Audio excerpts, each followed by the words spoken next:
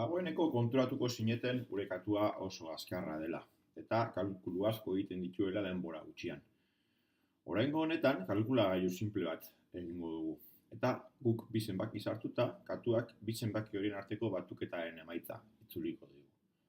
Beti egiten dugun moduan, kontrola kategoriako banderita sakatzean pieza erabilita hasiko dugu gure gidoi edo puzzlea.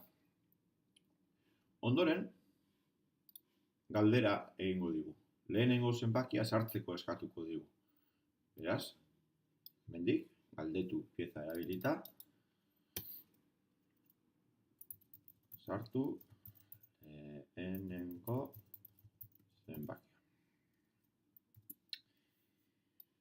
Orain, bigarren zenbakia eskatu beharko liguke, baina arazo bat daukagu. Katua azkarra da, baina memoria gutxikoa. Nik galdera bat egin ondoren, beste bat egiten badut, erantzuna atalean gordeko den emaitza, azkenengo galderaren erantzuna baino ez da. Hau da, lehenengo zenbakia eskatu ondoren, bigarrena eskatzen badut, erantzuna kategorian bigarren zenbakia egongo litzateke, eta ez lehenengoa. Zenbaki hauek ez galtzeko, erantzun hauek ez galtzeko, aldagaiak kategoriako piezak erabili behar ditugu. Aldagai bat nolabait esatearren post-it bat da. Post-it batean, katua gu sartzen ditugun zenbakiak apuntatzen joango litzateke. Beraz, kasu honetan, lehenengo zenbakirako post-it bat beharko nuke. Aldagai berria, eta izena eskatuko dugu. Bat zenbakia jarriko dugu. Ikusten duzuenez, pieza batzuk agertu dira. Eta pieza horietako batean, lehenengoan, ezarri bat zenbakia 0an jartzen duen pieza hori erabiliko dugu. Nik 0an beharrean, zentzorriak kategoriako erantzuna gordeko dut. Jokaldi honekin, pieza honekin, lortuko dugu bat zenbakia izeneko postitean, hemen goian agertzen den honetan, erantzunean sartzen dudan zenbakia gordetzea. Hau, besterik gabe eta ariketa gehiago konplikatu gabe probatu daitekeen gauza bat da. Nik banderita sakatzen dudanean, katuak lehenengo zenbakia eskatuko dit. Nik hemen 50 jartzen badut adibidez, ikusi daiteke nola bat zenbakia aldagai honetan 50 hori gorde duen. Esan bezala, bigarren zenbaki bat ere beharko dugu batuketa egin ahal izateko.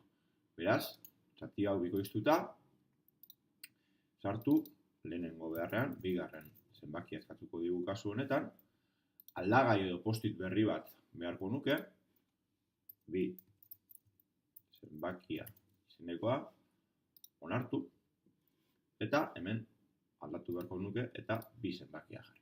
Beraz, lehenengo zenbakia eskatuko digu, lehenengo zenbakia aldagaian gordeko du, bigarren eskatuko digu, eta bigarren zenbakia izeneko aldagaian gordeko du erantzuna.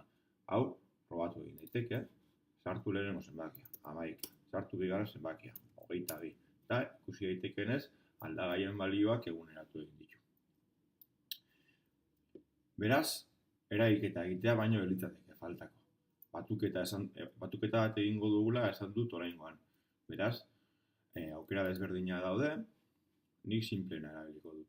Itxura atalean, esan kaixo 2 segunduan hartzen duen pieza hartuta, baina kaixo esan beharrean batuketaren emaitza esango dugu. Horretarako zuzenean, eragiketa kataleko lehenengo piezan batuketa daukagula ikusi daiteke, beraz, esan, eta hemendik lehenengo zenbakia, gehi bigarren zenbakia.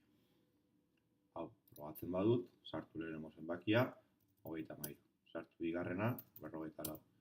Emaitza, 77. Ariketa hau, bukatuta egongo litzateke. Beraz, gordetzea izango litzateke.